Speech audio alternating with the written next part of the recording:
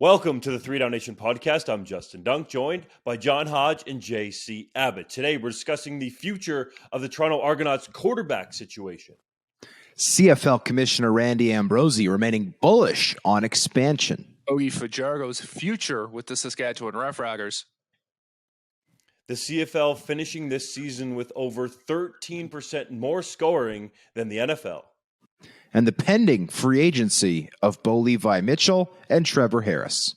But first, Nathan Rourke signed a contract with the Jacksonville Jaguars on Sunday, bringing an end to his tour of NFL workouts following an outstanding season with the BC Lions. The Canadian phenom hopes to win the number 2 job behind former first overall NFL draft pick Trevor Lawrence, with the long-term goal of proving he can start in the league. Was this the right move for Rourke? I think it's a good move for Rourke. Now, I know there was a lot of speculation about what destination he might end up in, and a lot of people raised some eyebrows when it ended up being Jacksonville because of how well established Trevor Lawrence is in front of him, right? There is not an easy path to the field here. Lawrence is a generational quarterback, and it would take a major injury for Rourke to see any playing time in the regular season with the Jaguars. But there's a couple things that people need to keep in mind. First of all, quarterback situations in the NFL are extremely fluid, and any sort of chaos or uncertainty, that's the enemy of a CFL quarterback, the enemy of a guy coming in with very little acclaim, which is the case for Nathan Rourke, trying to carve out a job. He doesn't want to sign with a team and then instantly be replaced by a draft pick or a free agent. And I went through the process a couple months ago, guys, of going through every single NFL team and ranking where I thought they would land on the list of best destinations for Nathan Rourke. Jacksonville was sort of middle of the pack. But I'll tell you what, guys, within 2 weeks of me making that list of all 32 NFL teams, it was entirely useless. I had the LA Rams as my number 1 destination. Well, all of a sudden, Matthew Stafford went down. They brought in Baker Mayfield. So now they've got 2 established quarterbacks, and Sean McVay's considering stepping away from coaching. So you don't know who's going to be in place there. Now my number 1 destination is not a place you want to be. Same thing with the Las Vegas Raiders, who were a team I had ranked highly on the list, who worked out Nathan Rourke, who Rourke said were very interested in him, similarly to the Jacksonville Jaguars very early on. Well, at the start of this process, you might have thought this was a perfect spot for Nathan Rourke because Derek Carr is well-established veteran who's not on completely great footing, but had enough money being paid to him that he might stick around for a year or 2 more. Well, the Raiders decided to be aggressive. They're going to move on from Derek Carr now. All of a sudden, that's no longer a good destination for Nathan Rourke. So a lot of these places that we on the outside had sort of pegged and said, okay, this is a great spot. This is, a good fit for Nathan Rourke. Some of them became bad fits throughout the last couple weeks, the last couple months, and others of them simply weren't interested for one reason or another. So Nathan had to choose from who wanted him and what the best situations are. And frankly, with Jacksonville, what he's getting is stability, right? He knows what's happening there. They're going to be comfortable with a small quarterback room because of how confident they are in Trevor Lawrence. And that'll give him a legitimate shot to be the backup next year with likely very little competition around him. I mean, they went into the season this year with C.J. Beathard and E.J. Perry, an undrafted free agent from Brown University, as their quarterbacks. Nathan Rourke can slot right in there. Both of those guys are pending free agents. He can beat either of them out, beat out whoever they might bring in as a low-level free agent, and take that number 2 job and start to establish himself in the NFL, because no one was giving him a starting job. Let's make this absolutely clear for CFL fans. That was not on the table. Nobody was handing this out. This is not 1980, okay? NFL teams have 100 different ways to find quarterbacks. They are not handing a CFL guy a starting reign. The fact that he is getting offered a legitimate chance to back up is important, and it's a big opportunity for him. He had to seize that and start getting tape, right? Preseason tape. Potentially, if Lawrence gets nicked up for a game here or there, he can get in on the regular in the regular season and establish himself. So maybe down the line in a year or two, there's a team out there that needs a quarterback that says, hey, Jacksonville, would you like to send us Nathan Rourke? And then he can take that step to be a starter, which we all know he's capable of. This is a long-term NFL play, and the answer to Hodge's original question is yes. I believe it is the right move when you look at it from a different number of aspects, and also talking to Mr. Rourke about it. I spoke with him for over 30 minutes very soon after he made this decision, and he said that Jacksonville was number one from the get-go after he shifted his attention from the CFL season being over, losing in that West final that you covered, Hodge, and Rourke looking to the NFL. And a large reason for that was because the Jaguars showed a very strong interest at the beginning. And then when he went down there for his workout, everyone associated with that team on the coaching staff in the front office watched the workout. He did not actually talk to head coach Doug Peterson that day, but he spent a lot of time with Mike McCoy, the quarterback's coach, who's been in the NFL for over 20 years.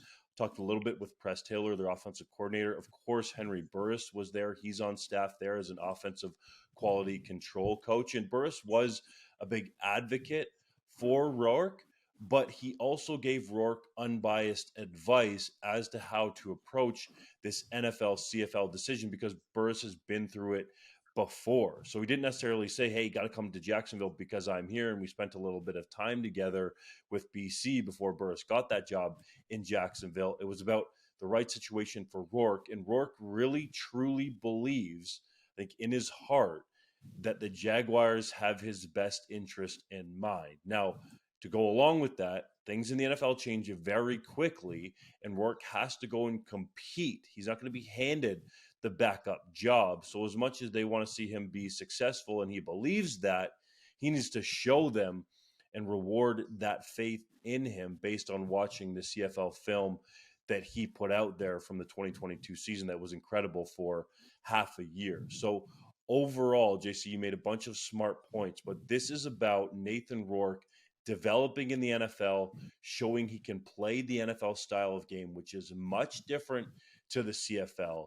And it's about what I'm calling building NFL equity, because Rourke said it himself. It's one thing for him to come back to the CFL and continue to put up great numbers here and ooh and ah fans in Canada, but that doesn't hold much weight in the NFL. And you're not going to be handed a starter's job. He's still young, 24 when he signed this contract with Jacksonville. He will be 25 this year.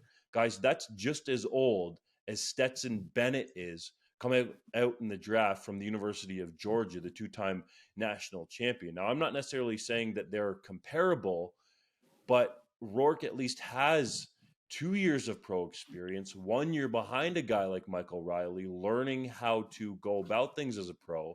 And obviously we know the great half season that he had, the historic pace that he was on. So I think he would be, in some people's minds at least, a little bit above Bennett because of him being in a pro atmosphere. But Bennett's played the American game at a higher level, arguably, than Rourke because he was in the Southeastern Conference. So Rourke needs to get down to the NFL now, start that development process, and build equity around the league. Because when it comes time, either his contract up after 3 years with Jacksonville, or as JC alluded to, another team wants to trade for him, they're going to talk to Doug Peterson and get an honest assessment of him. Or Peterson's going to talk to his buddies around the league and tell them what's going on with Rourke. Press Taylor's going to be the same, and just the same with the rest of the coaching staff and front office there. So that, more than anything else, will be valuable for Rourke as he works towards being, in his words, an NFL starter. That's the goal for Rourke here. As much as some people might scoff at it,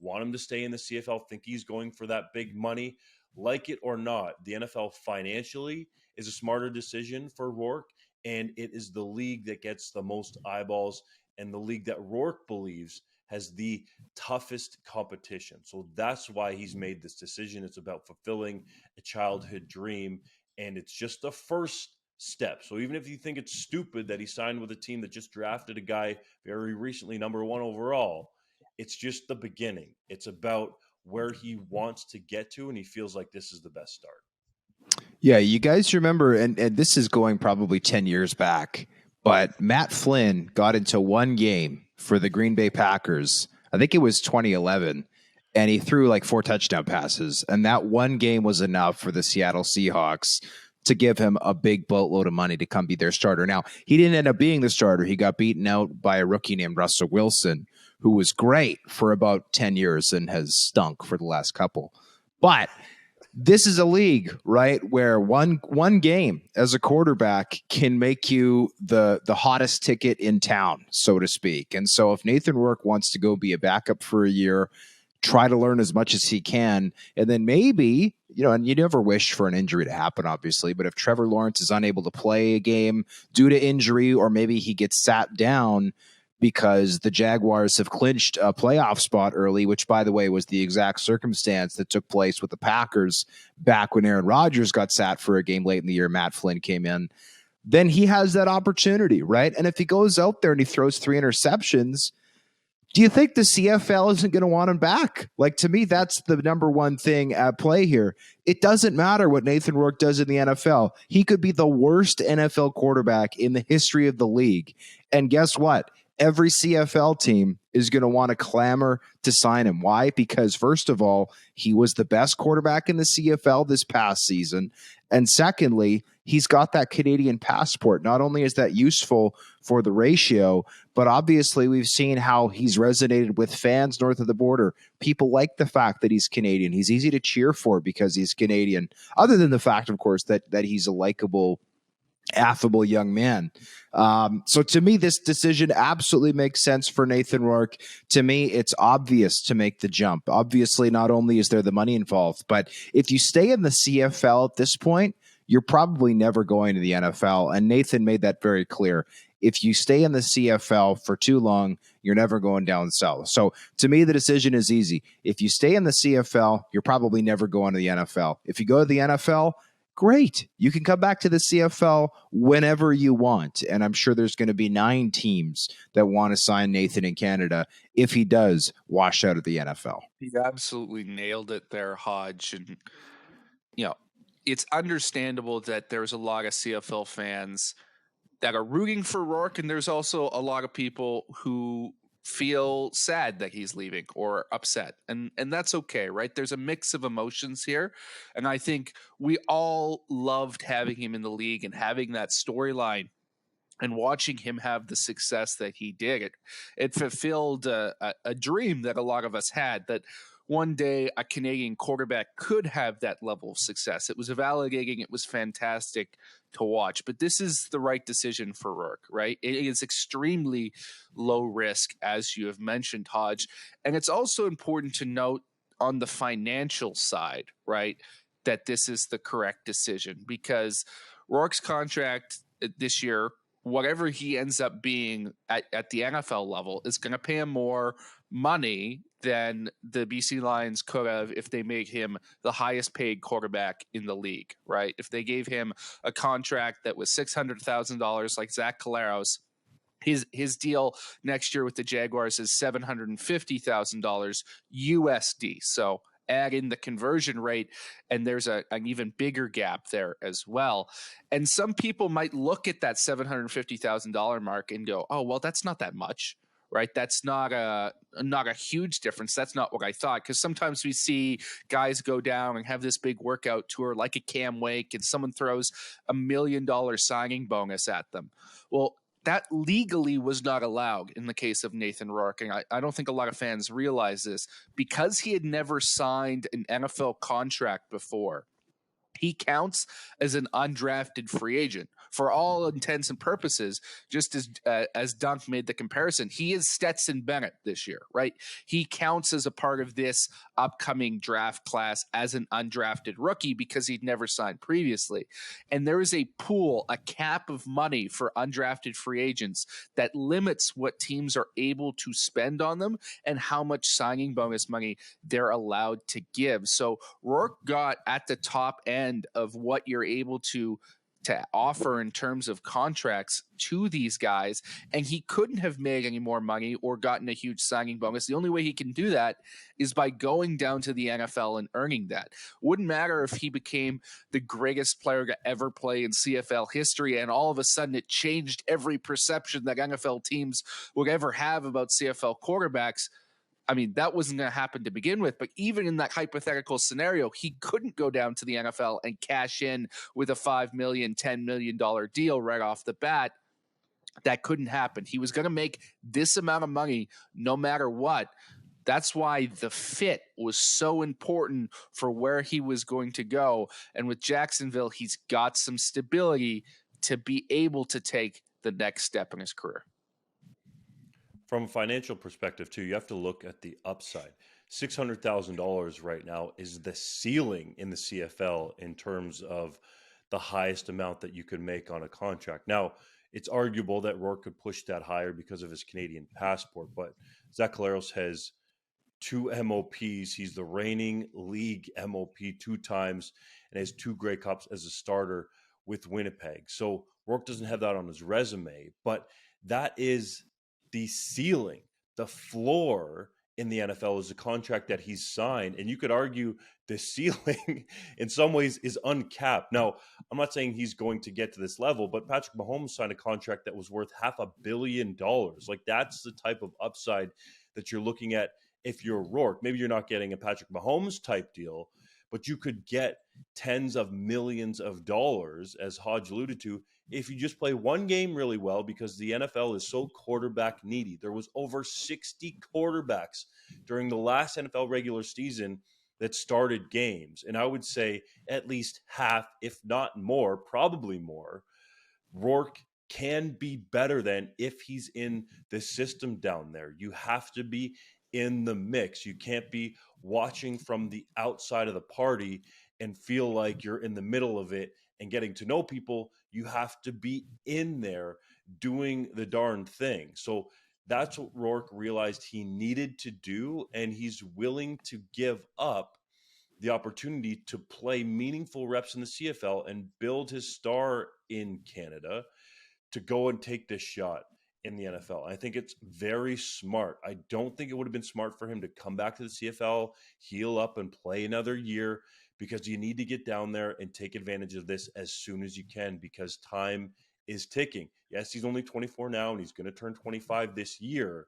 But if he's going to develop and then get to the point where he is an NFL starter, that's going to take some time. So I think Rourke realized that as well. So I think CFL fans, the hardcores who are upset about him leaving, need to understand the opportunity that's at play for him here. And he can always come back. And we know he can be a star here, and he can get that money that's on the table. So it's not just about looking at the difference in salary now, and some people might think it's small. It's about the upside of the NFL, and it's also something that Rourke grew up watching. He's clearly an NFL-first kid, even though he grew up in Canada. Born in Victoria, raised in Oakville, now is back out in BC at his parents' house before he might find a place of residence in Duval County in Jacksonville. So I think that's how people need to understand this situation for Rourke. He's young enough, and the upside from so many perspectives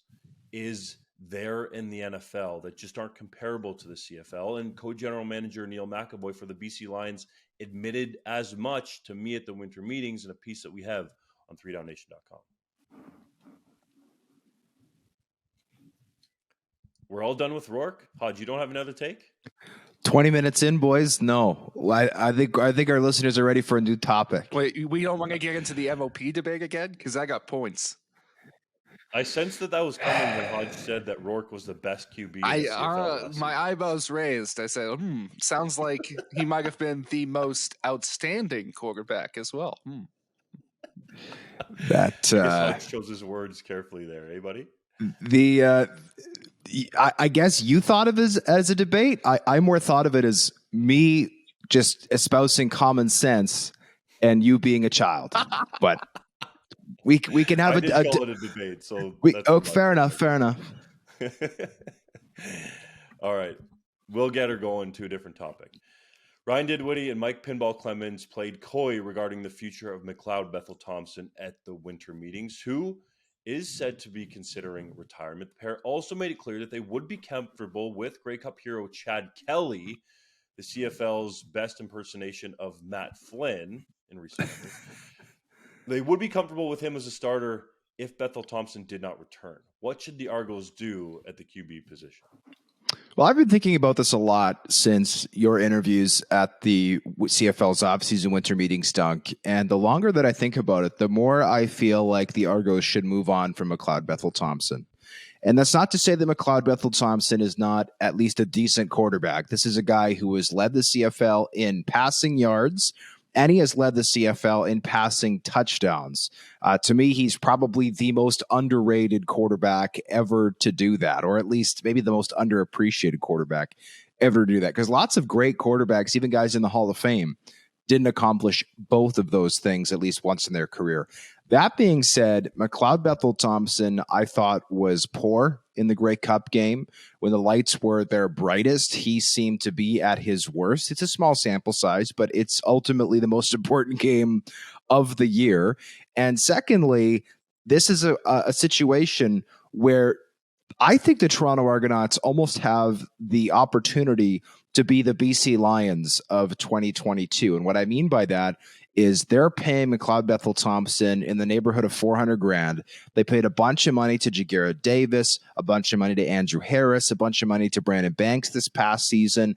And while none of those guys had a bad year, I don't think that Banks and Harris and Davis lived up to their, star power that they've had in the past. I'm not sure the Argos got the best bang for their buck for those deals. And so if I'm Mike Pinball Clemens and I'm looking at my roster, if I let those vets walk, including McLeod Bethel Thompson, suddenly I've got like $800,000 to $1 million to play with. And if you've got free agents coming aboard, potentially like, a guy like Geno Lewis, who I don't think is super close to an extension with the Montreal Alouettes, or any of the players that we have on our top 25 free agent list here at 3 Down Nation, I think that Toronto can get younger, and I also think that they can get better. This is a great opportunity to do that and pass the torch. We know that McLeod Bethel Thompson needs some more time to think about his future, but to me, he has to make his mind up in a hurry, because at least I would be concerned about the team moving on without me. Here I was thinking I was going to be all out alone on an island with this take, and Hodge has finally, at least on this topic, seen some common sense here. Now, I've written about this in the past and why I think the Toronto Argonauts should move on from McLeod Bethel Thompson. Now, I don't think it's necessarily a view that's shared throughout the Toronto Argonauts organization at this stage, based on some conversations with that I had with some people after I wrote that article. But to me, it makes sense. And this is nothing against Macbeth, right? He is, I've been accused of being critical of him in the past, but really I'm not. I like McLeod Bethel Thompson. I like him as a dude, and I like him enough as a quarterback. I think he's very solid, and I think there's a lot of teams in the CFL that would pay a lot of money to have just solid quarterbacking right now when they didn't have it a year ago. But you know what he is, right? Despite the fact that he led the league in passing yards last year and the team went to the Grey Cup and won it, I don't think there's anyone who would point to McLeod Bethel Thompson and say, oh, that's the reason the Argos were good last year, right? He's the dude who put them over the top. He's not a guy necessarily that's going to elevate everyone around him. I think with a good supporting cast in the right situation, when he's firing on all cylinders, he's a very good CFL quarterback. And that's a good thing to have. But the problem is with Chad Kelly, you've got a prospect that basically since he came out of college, CFL teams have circled and said, this is a guy with insane tools that because of some off the field issues is probably going to fall in our laps and could be a sensational starter. And while we haven't seen a lot of him, we've seen the flashes of what that could look like. His one start, there were some throws in there that there are very few other quarterbacks in the CFL that can make throws like that. They're risky, yes, but nobody else has the arm strength or the mobility to even attempt them. You saw what he was like coming in on the Grey Cup. just with his ability to run the football and the confidence with which he carries himself. So this is potentially a very special prospect, and a prospect who wants to get on the field as quickly as possible. So he's not going to wait around and sign a second contract if he doesn't get an opportunity. And B, is going to be 29 years old next year. So you have to move now. The evaluation has to happen now. And if there's any part of you that thinks that Chad Kelly can be that guy who puts a team over the top, who elevates everyone around him instead of just being a good part of the group, if he's one of those top 2-3 quarterbacks in the league that are truly special, like Nathan Rourke was last year, then you have to make the move on him, and you have to take the shot and give him an opportunity. And if you fail, which is entirely possible, right, then you have to live with those consequences. And this is why there's hesitancy to do moves like this, because it's a what have you done for me lately world, and guys are worried about their jobs.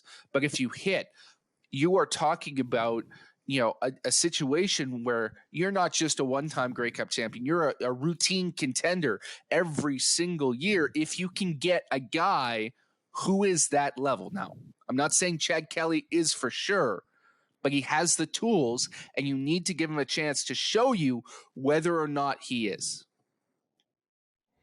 There are signs pointing to Chad Kelly being the Argonauts starter to start the 2023 season. And it goes back to the Grey Cup celebration at Maple Leaf Square in downtown Toronto. McLeod Bethel-Thompson was not there. He was back home with his family, which is totally fine, but he appeared via video. And it was Chad Kelly, not Enoch Mwamba, not Ryan Dinwiddie, not one of the veterans on that team that had been there for a while, let's say like a Declan Cross. It was Chad Kelly that carried the Grey Cup out onto that stage when the Argos came out. And if you go either listen to, watch, or read about the interviews that I did with Michael Pinblock Clemens and Ryan Dinwiddie at the league's winter meetings, they are, if nothing but waxing poetic, googly-eyed, going goo-goo gaga over Chad Kelly. His on-the-field talent, yes, but also talking about what it could mean to the Argos off the field. And you guys would agree, we've seen it, and this is rare for the Argos, and this is no disrespect, it's just the truth, that when we write about Chad Kelly on the site, people read it in droves. It is some of our most read stuff in terms of an individual. Like Chad Kelly is already right there with a Bo Levi Mitchell or a Cody Fajardo. We'll see if the Fajardo stuff continues when he's not with the Rough Riders, but he's right up there as being one of those people that has quickly developed a persona in the CFL, but part of it is because of his connection to Buffalo, being the nephew of Jim Kelly, who took the Bills to 4 straight Super Bowls, and of course is a Pro Football Hall of Fame quarterback. So I think that could drive some interest in Toronto. I don't think that's going to fill BMO Field, but if people get to spend some time around Chad Kelly or get to see them in any form or fashion in Toronto, I think that could interest some fans to get out there and watch him, because he is a very confident dude who clearly likes to party, but is putting the work in as if he's going to be the starter. So a lot of signs are adding up to me that it will be Kelly. And one of them, quite frankly, was Clemens in Dinwiddie talking about wanting to be patient with McLeod Bethel-Thompson and the fact that he just had surgery on that broken thumb that he sustained in the Grey Cup game, and he's rehabbing, and they want to give him some time. But what did the Ottawa Redblacks just do? They extended Jeremiah Masoli, put another year on his contract, coming off a nasty leg injury that some people feared might end his career, but they've committed to him in mid-January. The Argos are not doing that with McLeod Bethel-Thompson, and I think if it was a guy that they wanted to bring back, the deal would already be done. Now, part of it could be related to Bethel-Thompson and him not necessarily being sure if he was going to play or wanted to play in 2023. But I think if you put $400,000+ in front of him and over $100,000 signing bonus in front of him, then he could probably make that decision rather quickly. Yeah, I think one thing you might be concerned about if you are looking to get young, and I've been speaking about, even more guys on the roster who are aging, one of whom the Argos have already moved on from, that being, of course, Brandon Banks. But you mentioned Enoch Mwamba there, Dunk. Enoch Mwamba was carrying the Grey Cup around, I think, basically every last square inch of Toronto for what seemed like, 2 weeks post Grey Cup. to me, he is a perfect example of an aging veteran who the team could hang on to as a savvy leader. We spent a lot of time with the Argos during Grey Cup week. It's clear that Muamba is a great leader in that room. Darius Bladdock, the starting offensive guard, I think is a very good leader in that room. Sean Oakman, I think, has taken on a good leadership role along the defensive line. So there are leaders elsewhere on the team that I think could pick up some of the slack that has maybe been missing. And obviously we've seen the team really rally around Chad Kelly. They obviously love spending time with Chad Kelly. And if you have any off-field concerns about him, I think there are still enough vets, even moving on from the guys who I mentioned, to bring that back. And by the way, we talk about veteran leadership. Brandon Banks threw a hissy fit on the sideline this year that we all saw. We know that McLeod Bethel Thompson has had a few questionable on-field moments as well, judgment-wise, including pushing a cameraman. Full credit to him, he apologized. But my point is, if the team needs to get a little bit better in the leadership department, or maybe needs to find better leaders, maybe this is a way to do it and get younger at the same time. Riders head coach Craig Dickinson said that bringing Cody Fajardo back for the 2023 season is, quote, a big maybe, close quote. Fajardo is a pending free agent who was benched at the end of the year, with the club's playoff hopes still hanging in the balance. Do you see any way that these two sides could come together for another year? You can never say never in pro football, and there have been reunions of sides that have hated each other far more than these two that have happened in the past. But if Cody Fajardo and the Saskatchewan Roughriders are back together next season in any capacity, it is a worst-case scenario for both the club and the player, because what it means is there was not a considerable amount of attention for Cody Fajardo in free agency for the role that he wanted. And so he went through that carousel and he had to land back with the organization that didn't want him anymore, presumably in a backup capacity. Or on the Rough Riders side, it means that they've lost out on whoever else they had targeted on the market and weren't able to get a guy, and had to go back to Cody Fajardo as either insurance or, God forbid, the starter next season, right? It's not a good situation for either team or either group if they end up reunited. Now, that's not to say that Cody Fajardo might not have more in the tank for another organization, right? I think he can still be a CFL quarterback. I think if he gets out of the microscope that is Regina, he may have success elsewhere where he's a little bit more anonymous. He'll be a very solid backup. He's a guy I might even target if I was BC to come in and pair with Vernon Adams Jr., perhaps bring a little bit more balance to that room as well. But putting him back in Saskatchewan would just be a bad fit, because you've already made the decision to move on. There's hurt feelings. It wasn't done particularly artfully by the Riders organization, and it's hard. It's very hard to come back from that. Let's look at this situation from Cody Fajardo's perspective, okay? He comes in for this team in 2019 after Zach Collaros goes down very early in week one game that hit from Simone Lawrence, and plays spectacularly under Stephen McAdoo, is a CFL All-Star, the West Division nominee for the MOP. There's the COVID year. Then they decide to bring in Jason Moss. So he's learning a new offense in 2021. He's still able to guide the Riders to a playoff spot into the West Final. They don't win, but it was pretty close. Hodge, you saw that game up close and personal. He was pretty close to getting Saskatchewan to the Grey Cup in 21. And then in 2022, he's playing behind an offensive line. And Jeremy O'Day didn't exactly say that they took turns being turnstiles, but he essentially said they took turns having poor plays.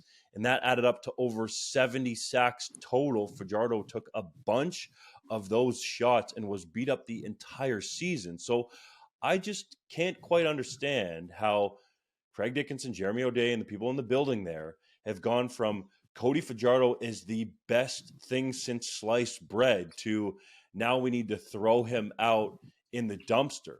And I believe that to be the case that he still has some good football in him because they didn't protect him very well. And he was in a new offense that arguably was not fitted to his best skills. I'm not saying that he can get back to that CFL All-Star level in the future. I think it's a possibility, though, if he had an offensive coordinator that tailored the offense around him. And that's what Stephen McAdoo did. I know a lot of people in Saskatchewan don't want to hear that, but it's the absolute case, especially when you look at the stats and the production from 2019 versus 2021 and 2022.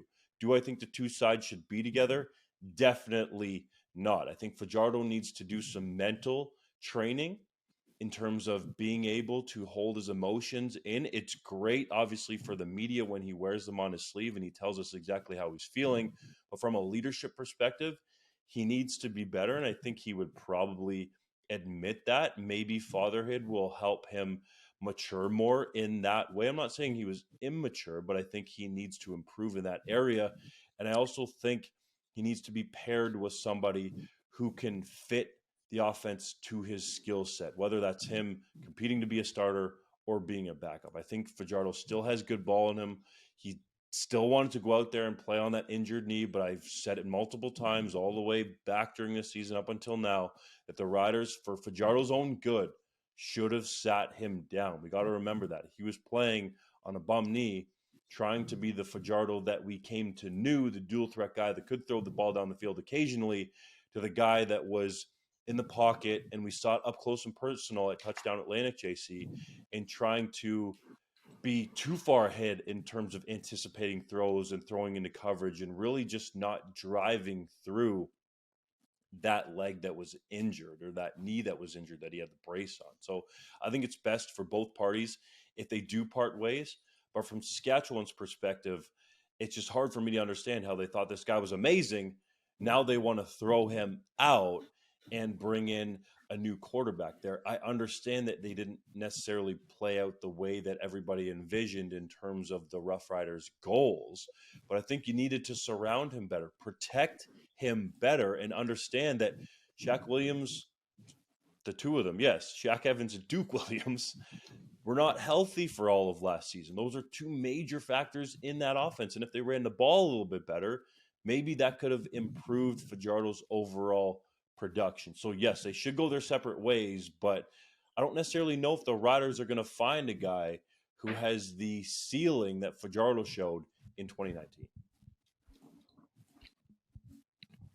CFL Commissioner Randy Ambrosie is bullish on CFL expansion, stating the league could use what he called a temporary permanent solution in Atlantic Canada to house a stadium. In other words, enhancing an existing building with a long-term goal of building a permanent facility. Do you think the CFL is on the right track with expansion? I think they are. And let's start with the positives. We had a sold-out game right in 2022, Saskatchewan Roughriders and Toronto Argonauts at Raymond Field in Wolfville, Nova Scotia. They're going back to Nova Scotia this year, this time at Husky Stadium on campus at St. Mary's University. The CFL operations cap, as much as it's been panned, I think soundly by the media and those directly involved with the league, albeit often not officially on the record, is good for expansion, because what you're doing to a potential owner is saying, look, this is exactly how much this organization, this team is going to cost to run. The players' earnings are already capped. Now we're capping the earnings of those who don't play on the field, right? People in that operations group. I also think that getting something like revenue sharing would also be very appealing to a potential new owner, knowing that, okay, I'm not only going to get TV money, I'm also going to get some shared revenue to help get this thing off the ground, assuming, of course, that an expansion team would need some help, right? Would not have that money flowing in maybe as strongly as places like Saskatchewan, Winnipeg, Edmonton, etc.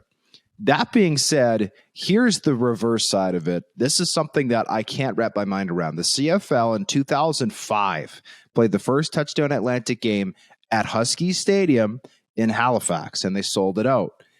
I have no idea why this league, for the last seemingly almost 20 years at this point, was ever under the impression that people out east were going to put together a $200 million pot to build a stadium akin to IG Field or Mosaic Stadium. That was never, ever going to happen.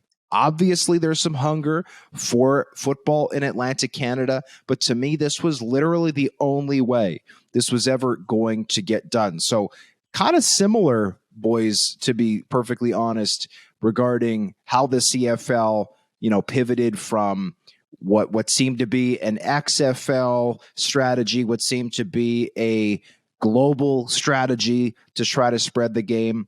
Suddenly, they seem to have found the right track with this new CBA, doubling down on investing in the players, officially partnering with the players, revenue sharing, right? The CBA seemed to be a very positive thing.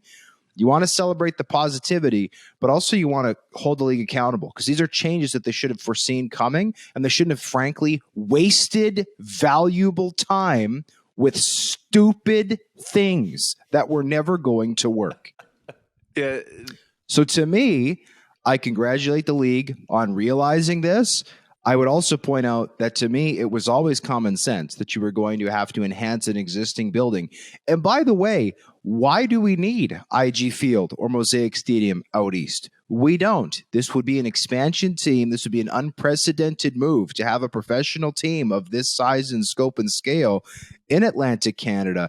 Let's have a canary down the coal mine before we ask anybody to spend a ton of money on a stadium. And boys, I wasn't there. You both were. But you both raved about the atmosphere that was at Raymond Stadium. And I think was expanded to about 11,500. Now, that might be a little bit small. That's a criticism. Well, if they can only sell 11,500 tickets. Well, first of all, I think if the tickets are priced correctly, you've got revenue sharing, you've got TV money, that might be all the seating that you need for a potential owner to break even. Because let's remember, if we get a 10th team in the CFL, suddenly the number of regular season games goes from 81 to 90. To me, if you're growing by more than 10%, that means that the television money should also grow by more than 10%. And it also is going to be more attractive for bettors who now have 5 games to place bets on than 4. Randy Ambrosie also in your interview with him, Dunk, mentioned that per game, the league makes more money in the summer than they do in the fall. I don't think he's ever previously come out and said that. Now, it makes sense with beverage sales. I'm sure the CFL makes more money on beer sales than anything during those hot summer months. In the fall, people aren't getting out of their seats. At least in Winnipeg, where I am, it's too cold to get out of your seat and buy stuff during the game. You get settled, you throw a blanket on, and you're done. But to me, I'm glad that they're on this track. I just wish that they'd got there sooner. What is this cold you speak of, Hodge? I'm unfamiliar. Yeah, you soft Vancouver, right? Yeah. What's the term? Vancouver soft? Oh, just absolutely soft as butter. Yeah, I could not take in a playoff game outside at IG Field. I would not survive that. You were cold at Grey Cup, JC. You had to add to your wardrobe. I had to buy a winter jacket and long johns and all that stuff. I didn't have any of that in my wardrobe. Gloves? I didn't own a pair of gloves. No.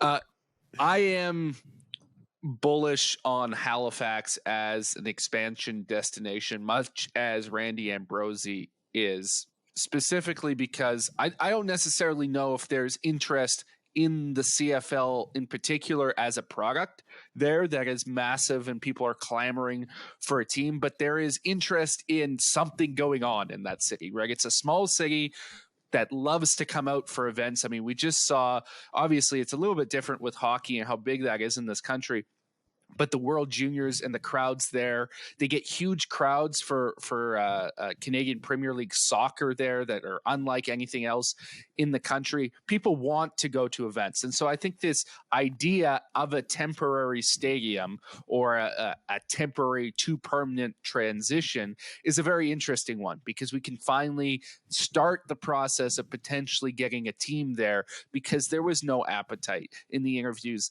that Dunk did with the decision makers out there in Atlantic Canada to be able to put together any money for a permanent stadium at this point. And quite frankly, that's well within their rights, right? That's taxpayer dollars. That's a big ask from the CFL in particular, because it's not going to necessarily revolutionize the economy of Halifax to come in there and put in a CFL team.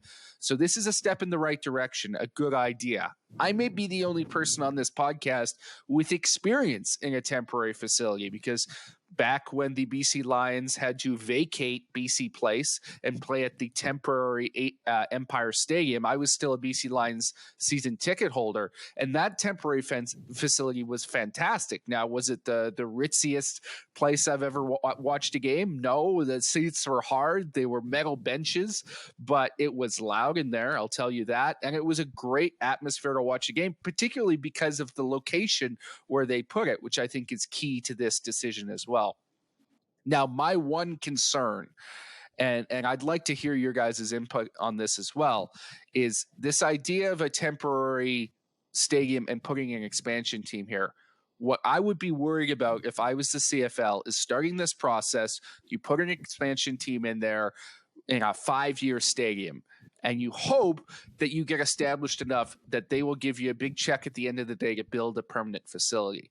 Well, what if the government doesn't change? Even if the team is successful, there's no guarantee that they're willing to fork out massive amounts of taxpayer dollars, there's been a lot of hesitancy to do that across this country in a number of municipalities, even for well-established NHL teams and things of that nature.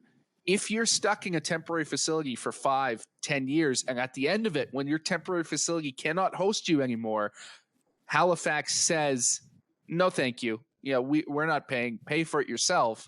And you can't. I think the only thing worse than not expanding is expanding and then retracting it again. And I don't want to see that happen.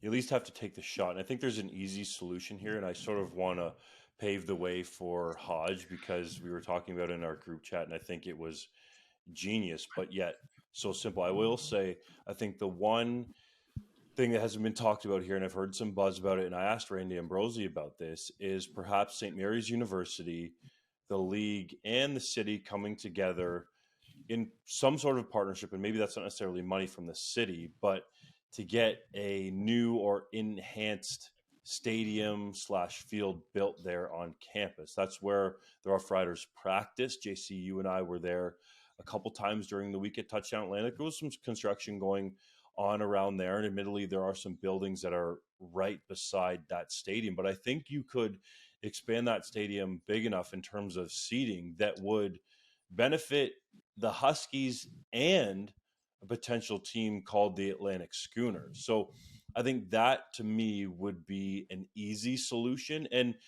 Mayor Mike Savage, in my long sit-down with him, and again, I appreciate his time, was saying exactly what Ambrosie is saying now. So the CFL has finally realized that we have to play ball by what Halifax wants to do, and then by extension, the region. Mayor Mike Savage is open to a stadium project, but he said it has to be multi-use. It has to be multi-purpose. He talked about national sport bodies wanting to hold training camps or a bunch of practices, or even have Halifax as their base for rugby, for example. He noted that, how they've held international rugby matches there. So it wouldn't even necessarily have to be a temporary permanent stadium. It could be a permanent stadium that is on the grounds there, and maybe you have to add some temporary seating to get it up to 15, 20, 25,000 if you can sell that many tickets for the CFL. But the base there, could be 8 to 10,000, something similar to what the Halifax Wanderers have. JC, you and I walked those grounds. Those are temporary stands that are sitting there permanently, and they do have the highest attendance in the Canadian Premier League. Mayor Mike Savage referenced that. They're about getting to 10,000. It's been something that the city has really gotten behind in terms of an event to go out to see. So I think if you have a multi-use facility where it has a base of, let's say, 10,000 fans that the soccer team there can use, that can host international rugby matches and other international matches, perhaps soccer or anything in terms of an outdoor sport, that the CFL could also use as their home base, I think that's something that could certainly work. But Hodge, you had a very simple way of doing this. So give your idea to the CFL so they can get this done. Because at the end of the day, expansion is going to mean more money for the CFL. More games equals more content equals more money in a variety of ways. Yeah, my idea, and granted, I've not privy to the exact setup at Husky Stadium. I've looked at aerial shots of it online. There are some buildings relatively close to the field, but to me, a very simple possible solution to a long-term stadium in Halifax could be as simple as, okay, we're not going to build the $200 million building, but we are going to do is spend $20 million installing a 10,000 to 15,000 seat permanent grandstand on one side of the building, and inside underneath it, similar to Tim Hortons Field, you could have all of the club amenities, weight rooms, offices, all those things. And then 5 or 10 years down the road, you do the same on the opposite side, right? And you pay for it over a long period of time with increased ticket sales. You're going to have the opportunity for the city to make back more money. Bigger crowds in that neighborhood is going to mean more boon for local businesses. So to me, there's ways to do a temporary permanent solution, even just at Huskies Stadium, by slowly permanizing, if you will, the seating and upgrading and expanding the seating that is available there. And obviously those amenities would still remain available to the university as well as other large scale events, not dissimilar to how obviously many of the CFL's facilities, most notably Montreal, are, and Winnipeg to that matter, serve the local university population as well. Two other quick things. One thing, I think the interest that is needed out east to have a CFL team, like I'm talking about general CFL interest, is overrated. And to that, I would point to the half-empty Grey Cup that was just played in Regina. What I mean by that is you don't need people out east to be obsessed with the CFL to come and buy tickets to CFL games. You need them to be obsessed with the Atlantic Schooners. And obviously people out east are extremely passionate about their local teams, about their local culture, and wanting to have more entertainment options that reflect them, right? They want to show up and cheer for their team. They don't necessarily have to care a lot about the CFL. And my Regina example, I think, speaks to that. If people in Regina really, truly just loved and cared about the CFL, that stadium would have been packed because all the tickets were sold. The reality is it was half empty because Rider fans chose to stay home because they didn't want to see Andrew Harris or the Winnipeg Blue Bombers hoist the Grey Cup on their turf, especially given that it was a little chilly that night. Instead, they paid for their ticket, but they didn't have it go to any use. They tried to sell it to a Bomber fan coming from Winnipeg, and if there were no buyers, they stayed home. And we know that because there were at least 10,000 empty seats in the building by my eye, and that's a low estimate in my opinion. I thought that building was maybe 60% full. So to me, I think that Halifax in the long run would work. Obviously, there's risk to it, but I think it's better to risk it, go for it, and hope it sticks rather than sitting on your hands. Because let's remember, 12, 15 years ago, we were having these exact same conversations about Ottawa. Oh, Ottawa will never work. Oh, it failed twice. Well, now, is there anybody out there who has any concerns about the long-term health of the Ottawa Red Blacks?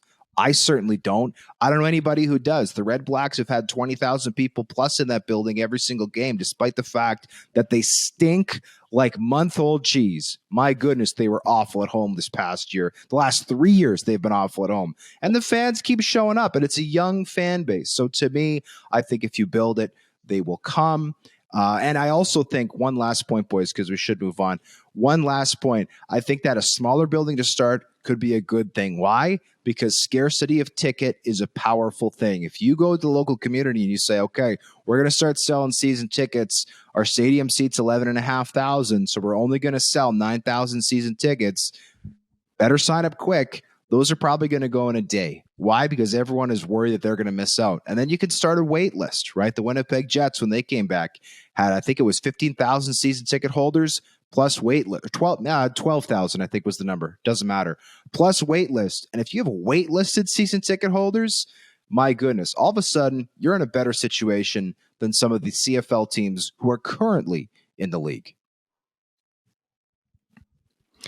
Argos head coach Ryan Dinwiddie told our Justin Dunk he's negotiating a contract extension with Toronto as his current deal expires following the 2023 season. While he feels prepared to coach under the last year of his pact, should the Boatmen feel pressure to get a deal done?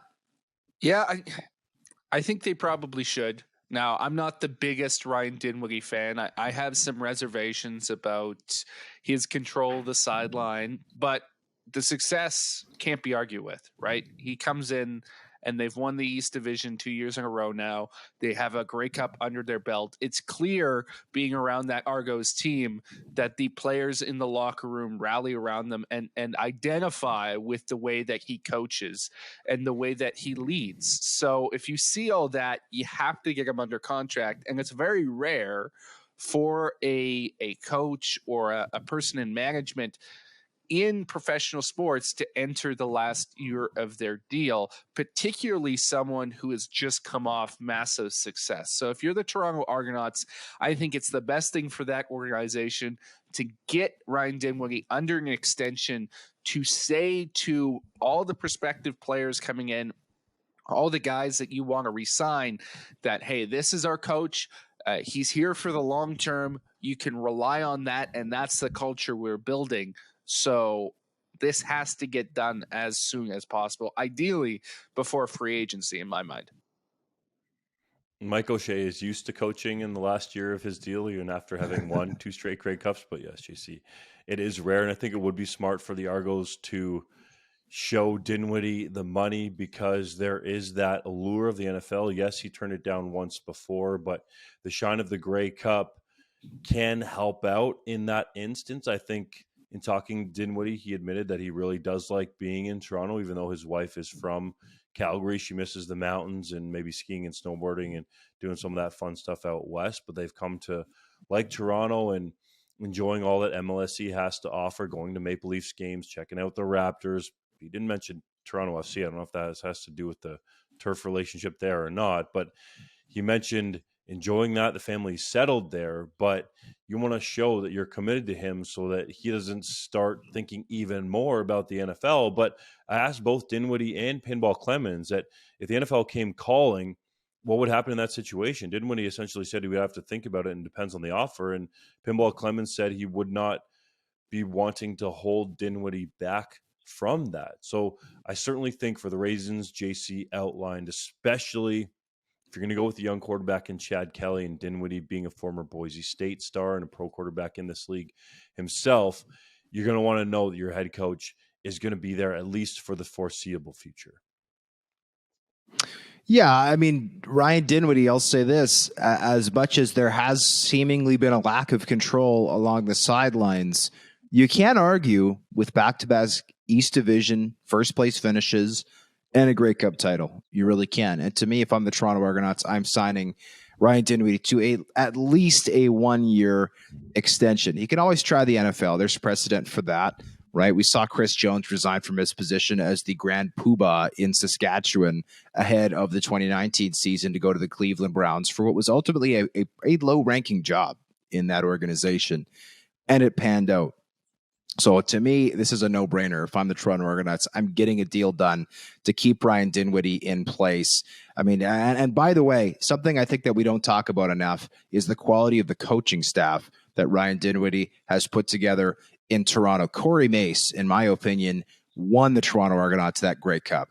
His defensive game plan absolutely stifled Winnipeg's offensive attack. It made Zach Collaros look young and confused, and it made him look very ordinary at a time when he was, and it still is, the reigning back-to-back CFL MOP. So I think that Dinwiddie has done a lot of great things. Obviously, he's helped with the development of their quarterbacks, but he's also put together a great staff around him, and I think that the arrow is continuing to point up for him in that organization. It's important for the team to get a deal done. I will say this about Ryan Dinwiddie's sideline presence before we move on. I think it's authentically exactly who he is.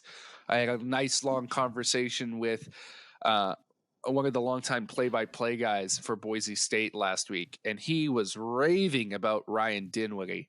And you know what he said to me? He said when he was a player, he wouldn't back down from anyone, ever.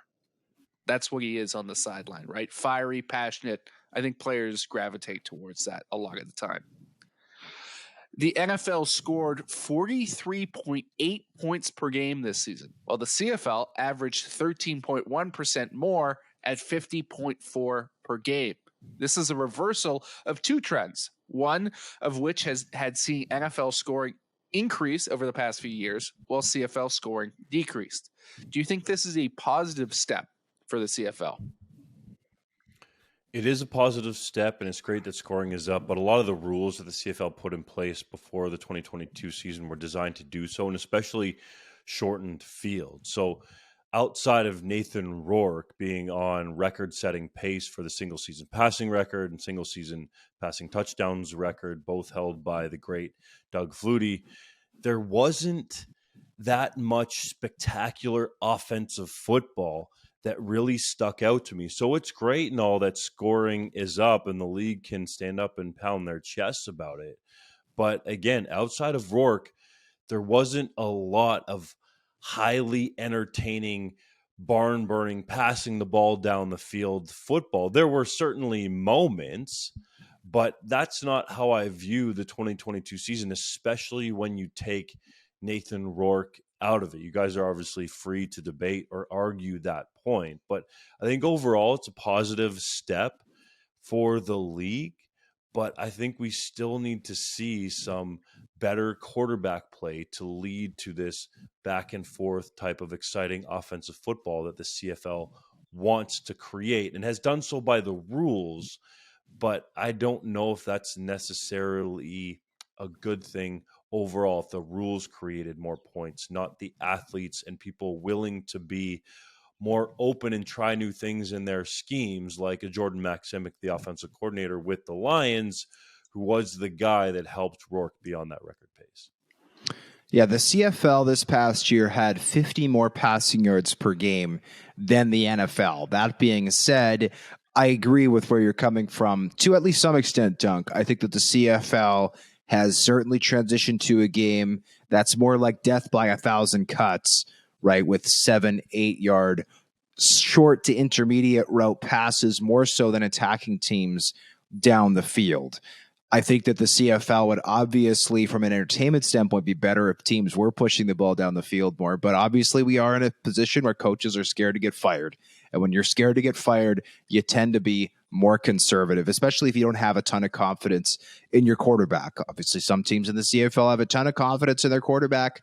Others, though they will not, of course, admit it publicly, don't necessarily have a ton of confidence in their quarterback. One thing I will say about the NFL that I saw while researching the article that I wrote on this topic was the NFL as a league averaged 4.5 yards per carry this past season, which is the best number in NFL history. Clearly, after a high point of 50, they scored almost 50 points per game in 2020. The NFL is now down 10.6% since then. Since that high point, the game has gotten more run-oriented and more conservative. That pendulum is starting to swing back. And obviously, teams are having an easier time running the ball than they ever have, as defenses have maybe sacrificed some size and sacrificed schematically having more players in the box to deal, right, with the Patrick Mahomes and Justin Herberts and Josh Allens of the world who are flinging the ball left, right, and center all over the field, constantly attacking deep down the field for those big shots. So I think that the CFL gets an advantage by default because, again, the NFL is not pushing the ball down the field maybe as much, given how easy it is to run the ball these days. But I agree that I want to see more big plays out of the CFL in 2023. Yeah, it's not great for podcast content, but I completely agree with both of your guys' points here. To me, it comes down to quality over quantity. With some of the rule changes that were made last year, we saw a lot more field goals being made. A lot was made of the fact there's a lot of QB sneak touchdowns, which I don't think is necessarily to do with anything rule oriented. It was just a bit of a fluke last year. But I want to see more plays, and I want to see offenses in the CFL become more aggressive.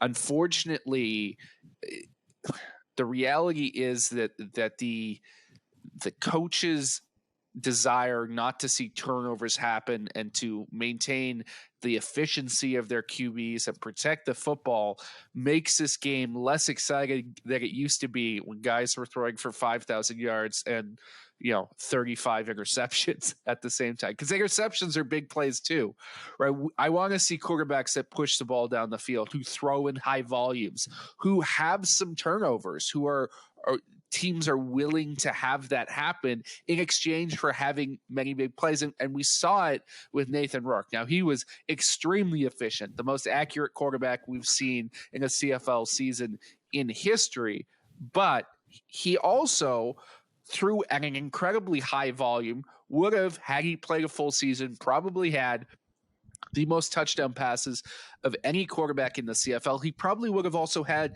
the most interceptions.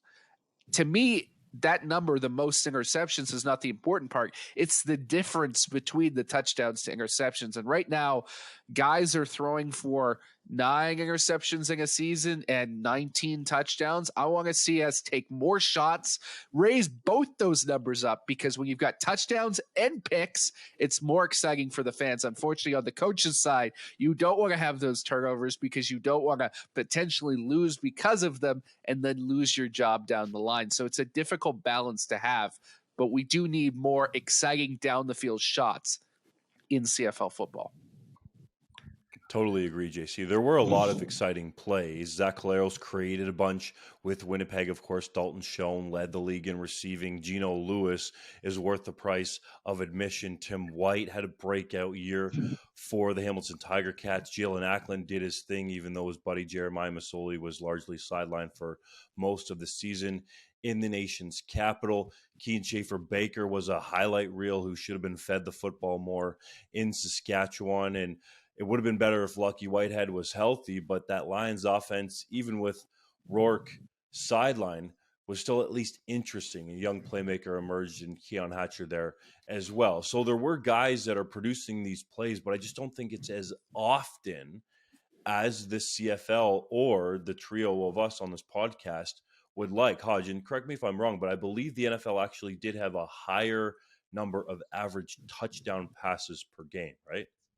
Yes, the NFL by, I think it was by a margin of 1/10 of a touchdown pass per game, did have more. So NFL teams, despite having fewer yards, are putting the ball in the end zone through the air at least a little more than CFL teams.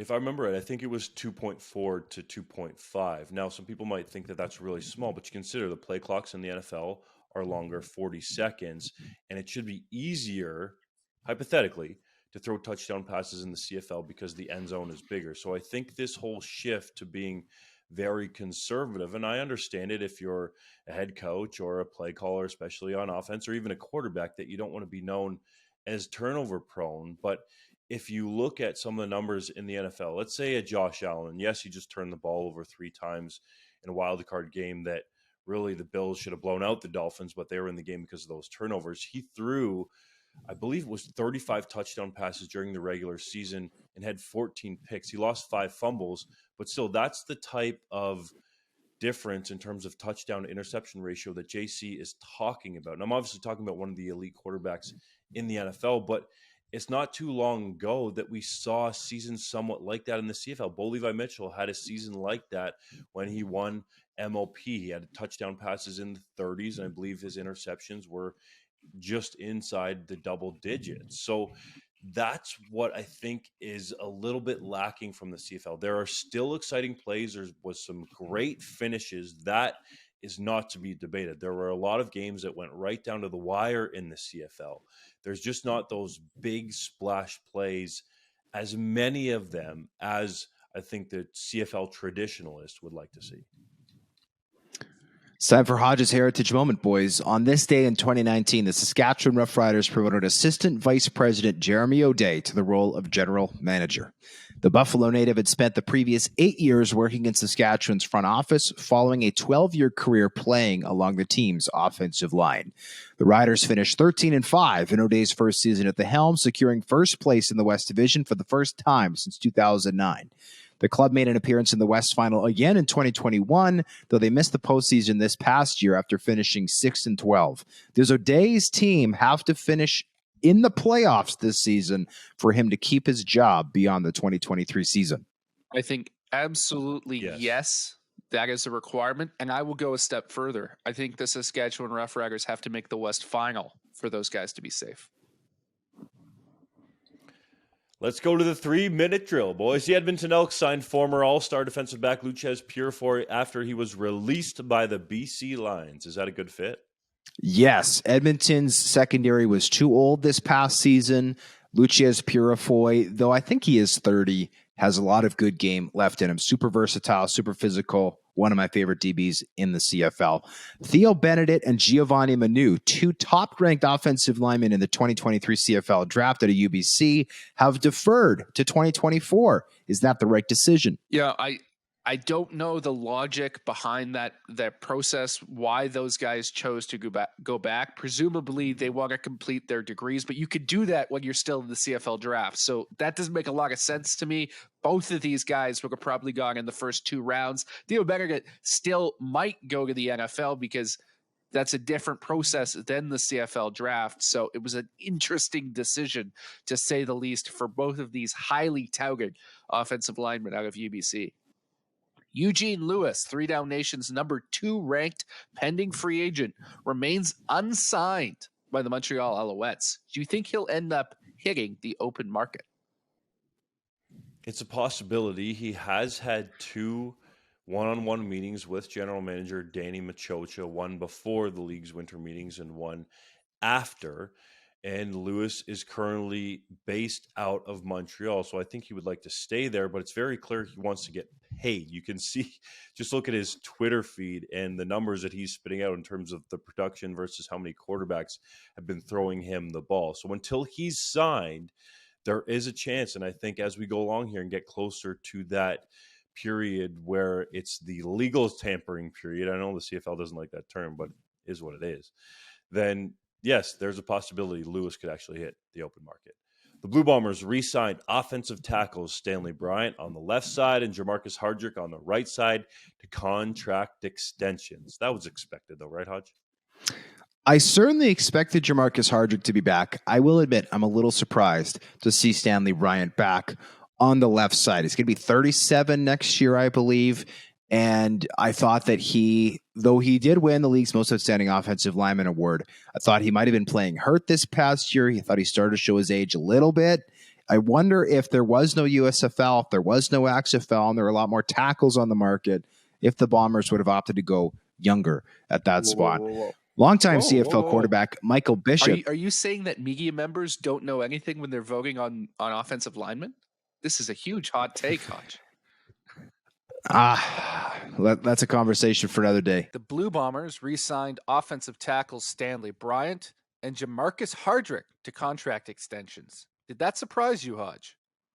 It did surprise me a little bit. I knew Hardrick was always going to be back, but Bryant, I got to say, obviously he just won most outstanding offensive lineman, Hall of Fame career, but he's going to be 37 next year. I wonder if the XFL and USFL weren't around, if they'd have gone with a younger option at left tackle.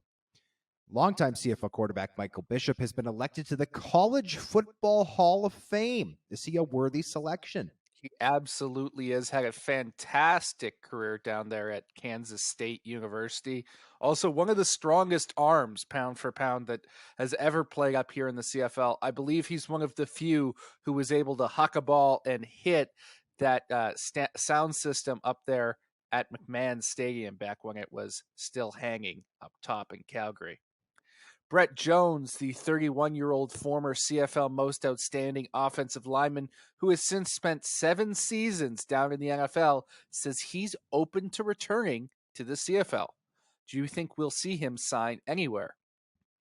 He's reportedly wanting to go to medical school, but if he does not get into medical school, I can't think of a worse place for him, or I can't think of a better place for him to be than the Saskatchewan Roughriders, his hometown team, who desperately needs an upgrade over the offensive line. Can't do much worse than that. Speaking of the Riders, they lost defensive line coach Ben Olsen to the University of the Incarnate Word. Is that a big loss? It is a big loss. Ben Olsen has done great work with that defensive line in recent years. You see the progress and the breakout guys that they've had as of late. Pete Robertson and Anthony Lanier this season, Jonathan Woodard. He's played a big role in that. He's still going to have an impact on Canadian football, though. Texas State's Samuel Obiang just transferred to Incarnate Word earlier today, so he'll be working with Ben Olsen down there. The Edmonton Elks signed all-star defensive tackle Jake Ceresna to a 2-year contract extension. Is that a good move? To me, Jake Ceresna might not only be the most disruptive interior defensive lineman in the CFL, he might be the most disruptive defensive player. He was unbelievable last year. It's a shame he missed time due to injury, but to me, I think Jake Ceresna is criminally underrated. Chris Streveler re-signed with the New York Jets. Do you think he'll see the field more in 2023? It's a possibility, but that's going to be tough. We've talked about Streveler before on this podcast ad nauseum. We all know his limitations as a passer. If he's not getting the opportunity yet, especially with the chaos in that quarterback room this past season in New York, I have a hard time seeing him get an increased amount of playing time once they've sorted out those issues. Montreal Alouettes general manager Danny Machocha said he feels confident that the team will be able to re-sign Trevor Harris before free agency. Do you agree, Hodge? I do. I think that Harris will be with the Alouettes in 2023. I think Montreal is prepared to open the vault for him, and I think that Harris knows that Montreal is a great fit for him personnel-wise, and they're obviously a team that's always believed in what he brings to the table. The University of Manitoba Bisons have successfully recruited Lamar Goods, a former 4-star recruit of the Florida Gators and the son of former CFL All-Star Benny Goods. Is that a big addition for the Bisons? It's a huge addition. Lamar Goods was a legitimate recruit at Florida. Didn't play a whole lot in his true freshman season, ended up transferring to Northern Colorado, then had some personal issues, took a step away from the game. For him to come back with the University of Manitoba, they're landing a kid who could be an impact player from day one for that program in the Canada West. Former Saskatchewan Huskies quarterback Mason Nias was dropped from the Riders' negotiation list after he turned down a contract offer from the team. Is that a surprise? He's reportedly pursuing a career in teaching, which seems to be where his passion lies. Fantastic that he has found that. I will say, though, a Sasky boy turning down the Saskatchewan Roughriders is always a surprise. Best of luck to Mason Nias for what's next to him. The Ottawa Red Blacks expect Jeremiah Masoli to be fully healthy for training camp and have signed him to an extension through 2024. Is that a good move? I think it is. Mazzoli showed us everything he needed to at the start of last year. Hopefully he's back full strength from that injury. But if you have a franchise quarterback, you don't want to give him up. And it's very hard if he comes back and has a career year next year to get him back under contract. It's better to do it early rather than late. The BC Lions signed receiver Jared Smart, the son of Keith Smart, who made the game-winning shot for Indiana in the 1987 NCAA championship game over Syracuse. I'm not a basketball guy, Hodge, but do you remember that shot? I mean, it happened before I was born, but I did look at it on YouTube yesterday when the press release came out from the Lions. Got to say, it's a nice shot. Orlando Steinauer said the Hamilton Tiger Cats are still working on an extension with Bo Levi Mitchell after having him in for a visit last month. Do you think they'll get something done? I think they will. It seems like such a natural fit for him to be in Hamilton based on the other suitors out there. I just don't see Bo Levi Mitchell going to Saskatchewan right now with, their head coach and their GM on the final years of their contract, that offensive line, which nobody's certain quite how they're going to improve it. He has a much better situation in Hamilton, a much better shot at a Grey Cup there. That seems to be a perfect fit for me. Canadian defensive back Tyrell Ford started only one game last year for the Winnipeg Blue Bombers, yet he signed with the Green Bay Packers. Was that a surprise? I suppose it might have been a surprise to some extent just because he didn't have that crazy pedigree. That being said, in the one game he started, I thought he was better than either of the corners who ended up playing for Winnipeg in the playoffs. So best of luck to Ford, native of Niagara Falls, Ontario. Good luck to him in Green Bay. JC, last one. You were down in Texas at the College Gridiron Showcase this past week. Who are some prospects that stood out to you? It was a fantastic event, as always, with a lot of CFL scouts down there. Every team represented, a couple GMs even.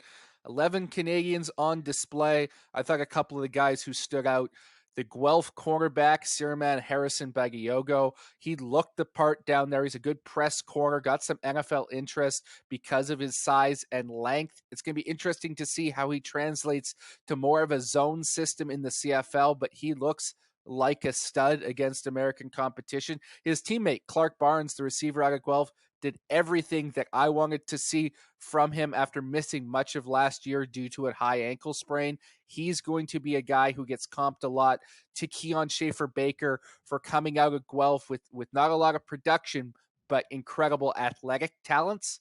And then finally, my own alma mater, UBC, had a player down there, defensive end, Lake Corte Moore.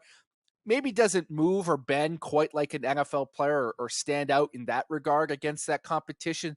But boy, is this kid strong, Hodge. Just bull strong, pushed around Division I offensive tackles like they were nothing. In the scrimmage, he took a 4-year starter from Temple and had like a Reggie White hump move, just ragdolled him, threw him into the quarterback. It was probably the single most impressive feat of strength I saw the entire time I was down there. He'll be very highly coveted in the upcoming CFL draft. We thank you as always for listening to the 3 Down Nation podcast. We will join you next week for another episode.